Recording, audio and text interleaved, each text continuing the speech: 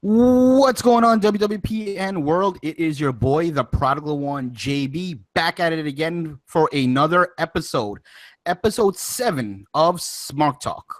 And tonight, my guest, you might have heard of the Foreign Legion. You might have heard of the Can-Am Connection. Forget all those guys. Tonight, I actually have the Can-Am Delights. Firstly, from Hibiki TMD, Travis, how you doing tonight, bro? Man, thank you so much. It took this long to finally come aboard one of your shows. But yes, 123 Kid episode guest spots and all. Jay's been on my channel a couple times. It's about time we did this. I'm so happy to be here. Thank you for having me, man. And yes, the delights are in the house.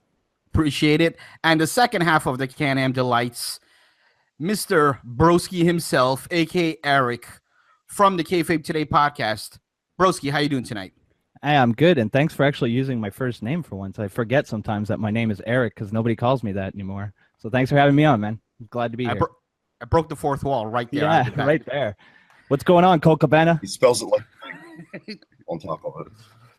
So before we go into the topics and everything that we have planned for tonight, I just wanted you both to take just a couple minutes and just tell everybody, how you got into wrestling and who your current favorite stars are, if you have any current favorite stars and past stars. Just a brief synopsis. Broski, I'll start with you first. I've pretty much been a wrestling fan since I've been old enough to know what wrestling is. I used to watch it with my dad. He was a big wrestling fan. He got me into it. And when everybody else in my family kind of had other stuff to do, I stayed in. I watched the Attitude Era. I was a big fan of that. And it's pretty much the only thing in my life that's been consistent for pretty much the entire time. Just big wrestling fan. And as far as current superstars, anybody who follows me on Twitter will know that I'm probably Kevin Owens' biggest fan. He can do no wrong. And I can't believe he got screwed again by Shane McMahon. It took like 2 minutes into your show to complain about a U.S. title loss. I knew it was coming. I knew. I started, getting my American citizenship just because Kevin Owens is a champion, and I need an American hero. And now I'm a man without a country. I have nothing. It's a very tough. It's a very tough time here in the northern part of the world. If you're looking for another Canadian hero, Jinder Mahal is always available. Oh, that's true. That's true. But WWE isn't pushing him that way, so. Of course not. Suspend your disbelief, Jay. Suspend your disbelief. God damn it, pal. And Travis, same question to you. When did you? I know you've been watching this thing a long time, and you often talk about the old school stuff. I mean, we did a damn podcast on your channel about the 123 Kid. So anyone, go on over to Travis's channel, check that out. The description is going to be below, but it's going to be in the description. Excuse me, a link to his channel. But what about you? What about you and the story of wrestling? I think it's a case of it's pretty much like Broski. It was just always there. In my childhood, my family loved wrestling. And I kind of lucked out, like my grandmother's house where I kind of grew up for the most part, like my own house, right next door was like a half house split with my cousin and my aunt and stuff. So they had a massive VHS collection. They still to this day have like AWA figures and the original lineup. And I know they'll never sell it. They just love wrestling that much. So it's either a choice of I didn't have a choice but to like it or either hate it. There was no gray area with growing up in a house like that. But to what it's become now, I mean, of course, for people say nostalgia, but when I turn on an episode of like Prime Time on the network with Bobby Heenan and Gorilla Monsoon, when I see those two, it reminds me of my grandmother who's passed away. And I truly do get nostalgic feels from old wrestling. So it's like Broski. It's like one of the most consistent things ever in my life, and I'm always going to love it no matter. And that's, a testament to how bad Raw is. It sucks each week more than not, but we all watch because it's kind of like in our DNA at this point. I think we're always going to watch. Yeah, I agree with both of you guys. I don't think I've ever actually told a story about myself, but my parents, especially my mother, heavily watched wrestling, WWE in particular. So I kind of grew up with that. I started watching at the age of 3, and they fell off of it, and me and my brother continued. But literally, as my childhood, every Saturday consisted of going to McDonald's, eating something, doing their playground, and then walking across the street. And this is back in the days when there was I don't think Blockbuster was around, but that was it. And then they had the private video rentals. You'd go in, you'd rent a video for like 4 days for $1. My parents had always allow us to rent 2 videos for $2, and both of them are always wrestling. That's how I saw every WrestleMania Coliseum video.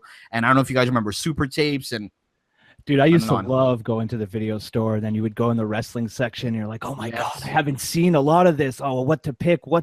I can't tell you how many times my mom had to drag me out of a Blockbuster and just be like, pick something. And I'm like, but there's Hulk Hogan and then there's Bret Hart and there's the Ultimate Warrior. I don't know what to pick. Yeah, I always wondered though, when we went to the private video place, my parents for some reason never wanted me to walk to that back area where the curtains were. I don't know why though. I don't know what was up with that curtain, man. I always wondered what was going on back there. Oh, maybe Vince is there. I don't know. It's Pat Patterson sitting behind there. Oh God. Oh no. All right, so let's go ahead and now that we got that out of the way, let's go ahead and go into the first topic of the night. And originally when I talked to you boys, I said that there were rumors going around that a possible brand split might be coming up. In actuality, it looks like those were false rumors, and what it was a lot of guys from Raw were actually on SmackDown house shows, and vice versa. It looks like house shows are just interpromotional at this point, or I should say interbrand, and they're probably doing that to help the house shows. And they've been doing a lot of things, like we saw AJ Styles win the U.S. title at a house show. They're probably trying to do that to boost ticket sales. But I still want to talk a little bit about the brand split. At least in my opinion, it started off really good, and it's kind of been fading for me a little bit, especially the tag division on both brands have been lacking severely.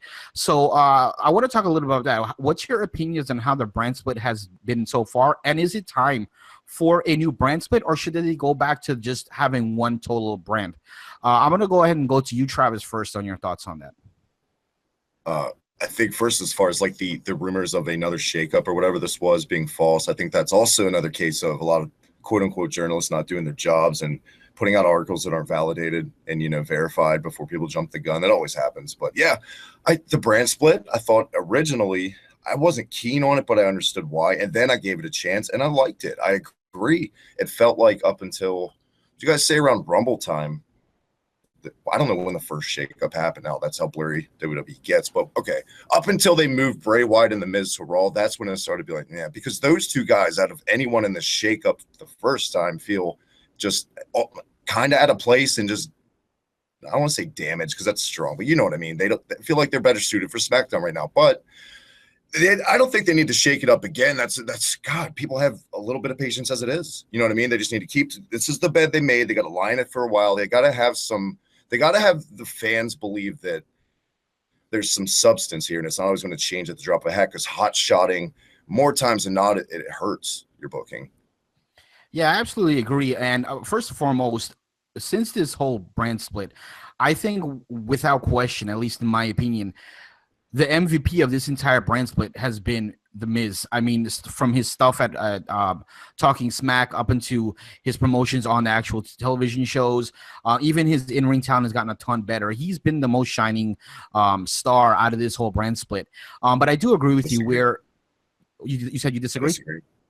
I respectfully disagree. I should say. Who do you have? I would say any guy that solidified himself during the brand split is AJ Styles. When you think SmackDown, you think AJ Styles. He's like Mr. SmackDown right now. He's always come out of any feud pretty strong. He's over like Clover. I don't know. I don't see at any point where AJ Styles was damaged at all. Even when they turned him heel at first, we thought it was dumb. It was the right move because it made him a stronger babyface when they turn him again, as we see now. The only reason why I'm actually wearing an AJ Styles shirt, he's my number one guy in WWE, but the reason why I didn't say him is I think he came in strong and he kind of remained strong throughout. Plus, it's freaking AJ Styles, one of the best workers in the world. So I don't think maybe I'm talking more of improvements from going from point A to point B. I think he's been good throughout. But I want to go and get Broski's opinion on this. Broski, what's your opinion as far as this brand thing going? Well, as far as like the Miz and AJ Styles is concerned, I'm going to have to agree with you, Jay, because like you said, AJ Styles is AJ Styles. He was already established, right? The Miz, I felt before the brand split was more on the boring side. He was still like, in recent years, I've really liked his promos. I think no one can really deny he's one of the best talkers. But I think a key turning point for me with the Miz was when Maryse came back, because she added so much to his heel persona. She could help him cheat to win. And, just doing the we're so into each other, but not to a sickening level like Mike and Maria Bennett do it. it just felt really natural, and it felt like organic. And I think in terms of overall improvement, I think the brand split benefited The Miz until he went to Raw. Now, another person I think that was really affected by the brand split, maybe more so than The Miz and Bray Wyatt, is Charlotte Flair. I cannot stand Charlotte as a face. And I think that being on SmackDown, being in all these, and not that Raw isn't guilty of this as well, but there's been a lot of multi-women matches recently on SmackDown. And I'm not a big fan of multi-people. I like one-on-one tag teams are fine. Anything, even triple threat, I'm okay with. Anything above that, I feel like you're just drowning everybody out. No one really gets to shine. And, more people in the match, more chances for botches and for things to look confusing and not super crisp and great like we're kind of used to seeing now on WWE TV. As far as the brand split in a whole, at the beginning, I was kind of hesitant because of history and how the previous brand split eventually went down. And it, at first it's always really exciting, but then it kind of tapers off and it just exposes your roster. I think the women's division on both brands is incredibly thin. You're constantly getting the same people in the main event. Nobody's really getting pushed. And when they do try to bring someone up, like say a Tamina or even an Natalya to a certain extent, people just complain. It's the Jinder Mahal thing. Oh, he came out of nowhere, and you went, yeah, but that's a surprise. That's what wrestling is about. In the Attitude Era, when you saw Lex Luger pop up on shows, we're not going to get that anymore. So we got to try to do something different. WWE has to do something different because no matter what, people on Twitter, people online are always going to complain. No one is ever happy, right? But Jinder Mahal winning the title for me was an indication of, Christ, at least they're trying. At least they're trying. And you know what? I don't care what anybody says. Jinder has grown. And I'm not a huge JBL fan, but when he says that Jinder has grown into the title better than anybody in recent memory, I got to agree with him. I think he's doing a great job. His promos are a little sameish all the time. You don't respect me because I'm a foreigner, but that's a WWE thing. Agreed. But it's as far as another brand split, I don't think why just to do it. I don't think there's any real need to do it. And we all know, let's all be honest here, boys. We all know what a superstar shakeup is how do we get more of our stars onto Raw and kind of cannibalize the people on SmackDown or the SmackDown brand and just put like the people we're not super into over there. That's how I've always seen the brand split is how let's make Raw better and SmackDown is the afterthought. And I don't think that's smart business. Superstar shakeup. What it feels like a superstar shakeup is Vince comes in, watches TV for 5 minutes and gets bored. And then once things are changed, it seems like Vince, the original draft split, what hurt it was Vince got bored and they changed shit up and flip-flop guys. It seems like shit's reversed now. We're in the era of Vince doesn't get bored enough. We're seeing the same matches. We're not getting it mixed up. You know what I mean? It's like reversed. And I think the first nail in the coffin of this whole brand split, superstar shakeup, whatever you want to talk about, even though it hasn't really come into play yet, although it looks like it might be, is Cena being named a free agent. That's the first nail in the coffin because he can go wherever he wants now. But they've called Cena as a free agent, but he hasn't even been on Raw. Have you seen the Twitter stuff, though? He's starting to talk smack to Roman Reigns. And I know I might be reading into it a bit too much because, hey, it's called SMARKTALK. Give me a break, right? The free agent moniker is like a safety net for when Mania season comes around. They can easily make like Roman or Cena if they want to have a reason to do. Oh, we said he was a free agent months ago. You asked for consistency. Exactly. You know what I mean? One of the biggest problems, and Travis actually talked about it a little bit earlier, and I've said this about 1 billion times, back in the day, they always took their time and built storylines and built feuds. But nowadays, everything is just so instant. Like they just had the brand split. It's been, it hasn't been 5 years, or I could understand if it was 5 years, 4 years, 10 years, 8 years, whatever. But it's only been how long has it been? Has it been even a full year yet? I think it's coming. They're also at a year. Good.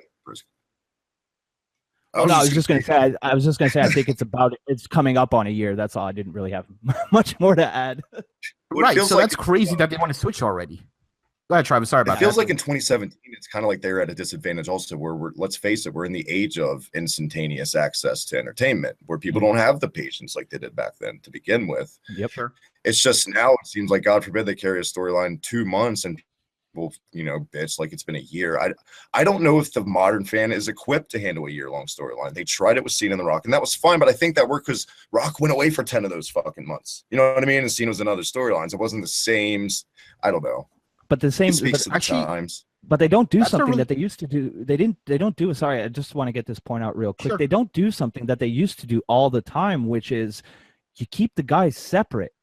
Maybe you'll get a tag team match, but now we're getting like Elias Sampson and Finn Balor, right? They look like they're heading into a pay-per-view feud. Oh, no, wait, sorry. No, I forgot what happened on Raw. But for a long time, it looked like they were going into like a pay-per-view feud, but we get them every single week. So come pay-per-view time, who cares? You've seen it 5, 6, 7 times already. And I don't understand why you can't just keep them apart. Yeah, I totally agree. They don't have to fight. Have them face to face. Have it look like they're going to come to blows. End Raw with them face to face, nose to nose, but no physical contact. So then you're like, oh. And I appreciate when they did. That's why I liked it with Joe and Brock. It's like they sprinkled in a shot, but broken up by guys. But you're right. Don't put them in a tag match. And I'm sure we'll get to the Nakamura and Cena match being on SmackDown later. But yeah, it's just I'm the same way. Yeah, the thing is, we actually talked about this during the Battleground review show that we did on, if you want to listen to that, also cheap plug, but go ahead and check that out at the WWPN.com. Perfect time for a plug. But we talked about exactly what Broski was saying, which is the guys are being so overused. We're not saying don't show these guys week in and week out. They should be on television week in and week out. They're your top guys. They're your main part of the rosters. However, they don't have to necessarily be in a wrestling match every week. Have them in a backstage segment. Have them in a face-off. Have that. There's a billion different possibilities that they can do to still continue the story and progress the story without them having a million matches. Because now when they actually fight at the pay-per-view, like you guys said, you've seen it 5, 6 times, so it's not even special anymore. Exactly. And the guys, it's a lose-lose situation because even if they're saving, we're talking about Nakamura. In Nakamura's case, I think he's really holding back a lot of his talents. I mean, if you've seen him from New Japan and NXT, this is not the same Nakamura we're seeing right now. And I think Vince or whoever is telling this guy to hold off a little bit until a big match. Maybe we get that at SummerSlam. Maybe we get that at WrestleMania. Who knows? Whenever. Yeah. But that's not a good recipe, in my opinion. He can't be that Nakamura. He just can't. Not with their health things and their the way they shackle your in ring, the way it translates to WWE TV. I don't think he has a chance. Maybe in a big match here, they're like, oh, go out there and just be Nakamura. You know what I mean? We'll get a few of those. But I think at the end of the day, like we see, one of his defense, the match with Corbin this week was way better than the pay-per-view match this week. I did like it. So much better. Would have been on pay-per-view. What would a Vince pep talk to Nakamura sound like right before one of his matches, Travis? Oh, God. Put me on. Listen, pal, I know you can barely understand what I'm saying, but I want you to go out there and I want you to kill it. You're a damn artist. Damn it. Go out there and do art. You're a rock star. You need to channel Michael Jackson a little bit more, pal. Just a little more. As he's playing like Beat It in the background. It'll be something about Michael Jackson and entertainment, I'm sure. Yeah, that's probably it. Maybe he just says that. Michael Jackson Entertainment. Go. That's I probably want what you to moonwalk to the ring, pal. Do we know if Vince even likes Nakamura, or do you think Vince is tolerating Nakamura because the son-in-law brought up Nakamura? I think that's the elephant in the room nobody ever asked. Like, I would like to see, I want a camera on Vince's face when he's backstage watching Nakamura on television. Because I can't picture Vince in the 80s wanting Michael Jackson on this roster. Because Vince loves brooding big guys. I just want to know what he thinks about him. It's not a lot to ask. Not only Nakamura, but I could list about 10 guys and ask the same kind of question. Does Vince even want these guys, or is it more so he doesn't want the competition to have these guys? I think for a lot of the guys that the internet loves that are in WWE right now, they have Triple H to thank 100%. And I don't think Vince even knows what New Japan Pro Wrestling is. It's Triple H. It's not Vince. That's my take on it. I think Vince, I think it was Travis that just says, I think Vince tolerates him because Triple H brought him in. Vince is definitely slowing down. You can tell how his fingers aren't in as much of the pie. You can tell when the fingers are in that fucking pie and that bite of the pie when it's Vince. Yep. You know what I mean? It seems like less Vince filling. And I know that's a gross comparison to make. All apologies. So yeah, I mean, we could sit here and talk about Vince and fingers and pies all day. So, but let's go ahead and move forward to the next segment we're going to go into is our Book It segment. And I actually ran a poll for this week, on Twitter to see what everyone wanted you guys to book, and it came out by 52%. It was they want you guys to book SummerSlam, the Fatal 4-Way. So I'm going to go ahead and start with Broski on this one. I want you to go ahead and book SummerSlam, the Fatal 4-Way. How would you book it? How would the eliminations go? And who would win and why? God, I have to remember who's in it. Strowman, Reigns, Samoa Joe, and who's the last one? Brock. Oh, Brock. Well, I forget champion. The champion. Wow, great, good job, Eric. Well, he's never there, okay. so it's Exactly. Yeah, that doesn't bother me. That's another topic, but that doesn't really bother me. I'm not a great fantasy booker. What I will say is I'd really like, because we've been hearing the reports of, is Brock Lesnar returning to the UFC? Is he not? Let's hypothetically say he is. If he's going back to the UFC, I could totally see him dropping the title, and I'd really like to see Samoa Joe get a shot with the title and see what happens when he has the belt. As far as the eliminations go, I don't see Reigns be eliminated first. I think that'll mostly fall on, it's hard to pick. It's really hard to kind of pick. But imagine this: how about Brock Lesnar gets eliminated first? What then? Yeah.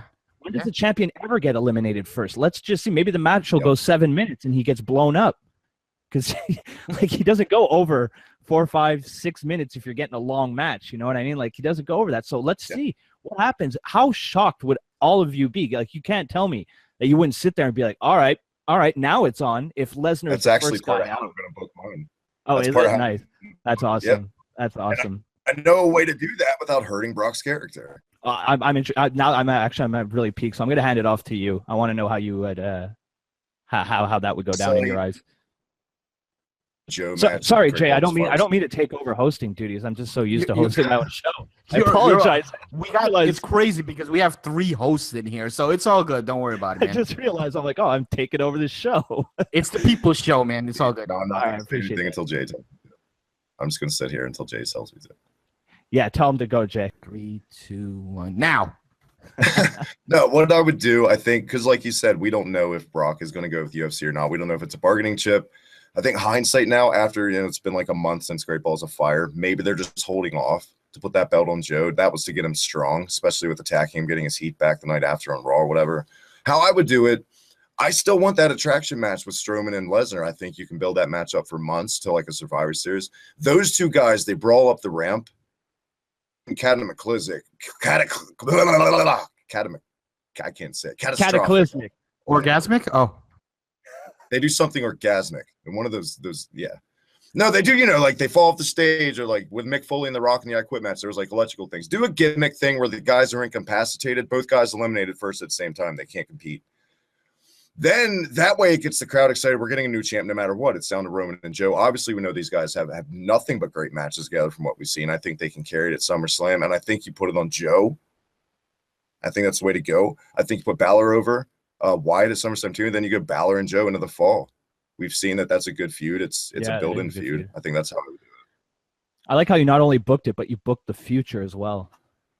God damn. Look at that. That's what bookers do. I do think though, if Brock is not going over, and don't be surprised if you see Brock going over here, but if Brock is not going over, absolutely the right way to book this is have him eliminated first, 100%. And just like Broski said, maybe just a thing where they catch him off guard, or it's even like all 3 of them triple team him or whatever. Brock still looks strong. And off the bat, we know we're getting a new champ. So the excitement level for the entire match is going to be there, because now it's like, okay, who's going to win the title? But I do agree with both of you guys, and I think Joe is the right guy to go over. No one really wants to see Roman go over right now. And Braun, I think he should absolutely get his moment. And the crowd is just – a lot of people are just waiting and waiting for it. But I think they just need to let it simmer and continue going and growing and building until to that point where it's like, okay, bam, now is his time. Because I do think he deserves a run. Absolutely, he's been one of the top guys for a long time now.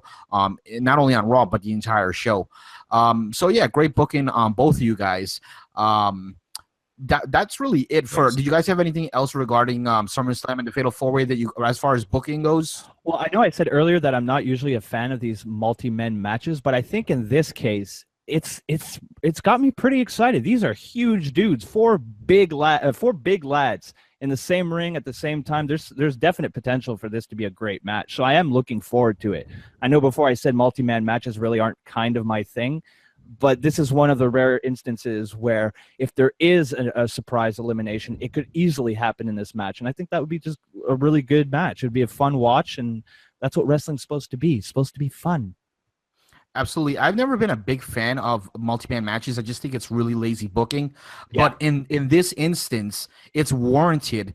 And I am excited. And it takes, these days, it takes a shitload for me to get excited over something WWE related. But I am excited. I just hope that they don't screw it up.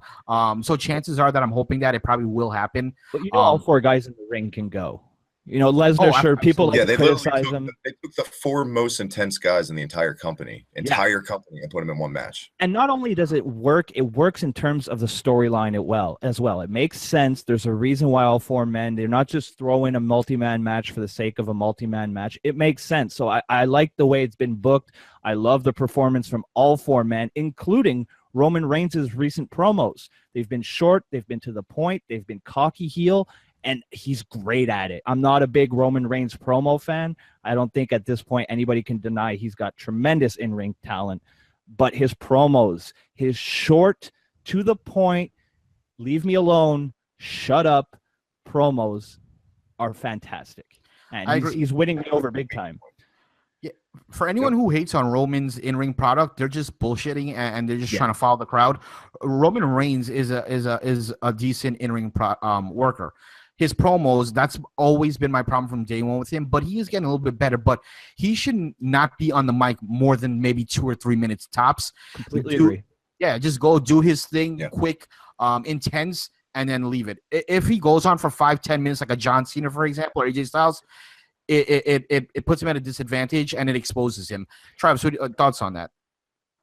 I think John Cena is always going to be like Roman Reigns' Newman, like on Seinfeld. Like, it is so unfair to compare Roman Reigns' in-ring work to John Cena. Hello, Cena. Roman's so better to me. Cena, yeah, I don't know. I totally agree too. They're too hard on Roman. It's not his fault that their boneheaded asses booked him to exploit all his weaknesses. That's how they booked him for 2 years with the tater tots, with all that stuff. Because if you look at him, he's not a Cena. He's not a guy who can go goofy 1 second and switch it super serious the next. He's a big, angry-looking Samoan badass. Let him be that. You know what? He's good at it. At the end of the day, which is sorely missing from this fucking modern era, he looks like a wrestler. He looks like a wrestler. He looks like he could hurt you physically. People admit it or not, he jumps off the screen. He does have an it factor about him, whether people want to deny that. He does. That's a great point, Travis. I'm glad you brought that up because he does look like a wrestler. And in an era where everybody could be, is he a wrestler or is he a male fitness model? You look at Roman Reigns or you look at a guy like Braun Strowman and Samoa Joe. Oh, these dudes are wrestlers.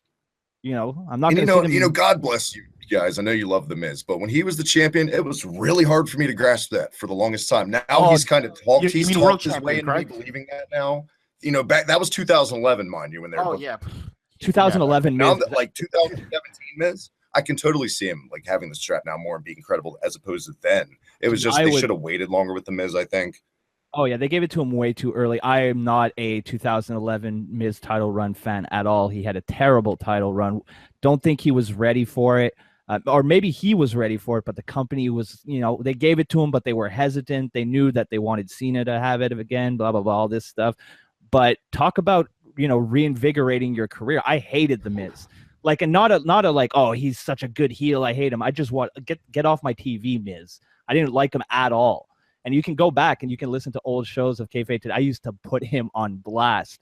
And I completely stand corrected. He won me over like the last 2 years. He's been so good and consistent. And that's what's important. He's been consistently good on the mic, in the ring, he's been a bright spot in WWE, and I can't see how anybody denies that now. And a lot of people can even argue that, he looks like a wrestler thing. Well, that doesn't make him good just because he looks like a wrestler. And I get that. But my point is, what makes Kevin Owens special is he looks like an everyday man. Now, if every guy on your roster looks like an everyday man Kevin Owens type, that takes away a lot of, I don't want to say magician's tricks because that's overused with wrestling, but a lot of the, I don't know, well, whatever happened to the He's gross? a talker, though. It's like kids that are into baseball really young. They don't fantasize about being the single A baseball player. They want to be in the MLB. You know what I mean? Something like that is, I guess, what I'm comparing it to. Well, whatever happened to the big, gross, disgusting heels that used to come down to the ring and look awful and just, get heat simply because they were revolting? You know what I mean? Like, what happened to that? Where are these big monsters? Everybody has to be ready. Yeah, everybody has to be ready to be on a movie poster. Everybody has to look Hollywood. And that's not what wrestling is. Okay, maybe The Rock did it, but The Rock is an anomaly. He's not the status quo.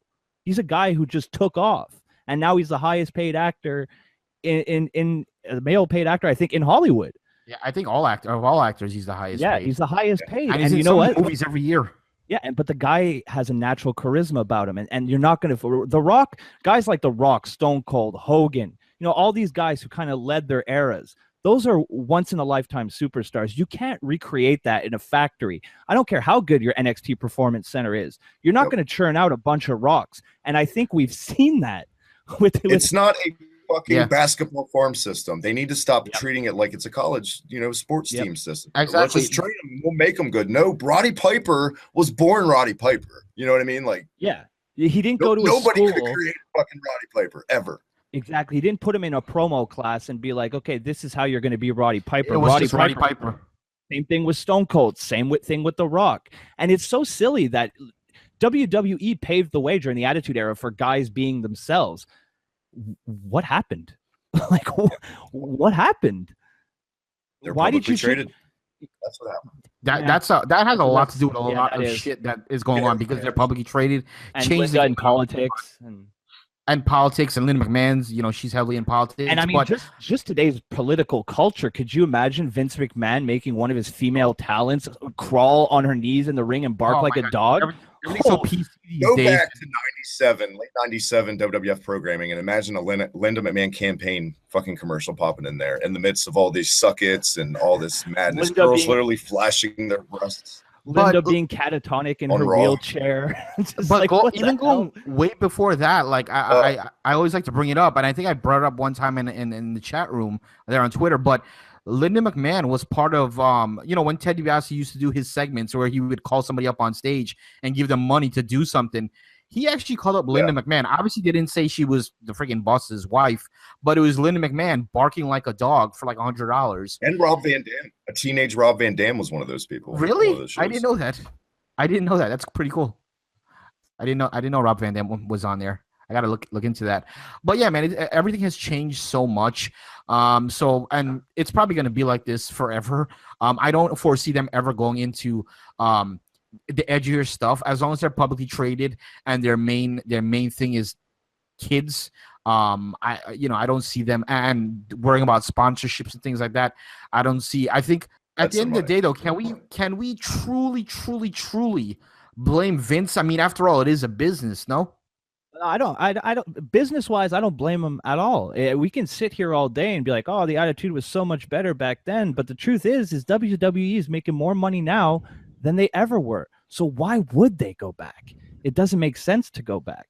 Would it be better for us as wrestling fans? Would we get what we want? Yeah, probably. We would probably get a more quote unquote entertaining product.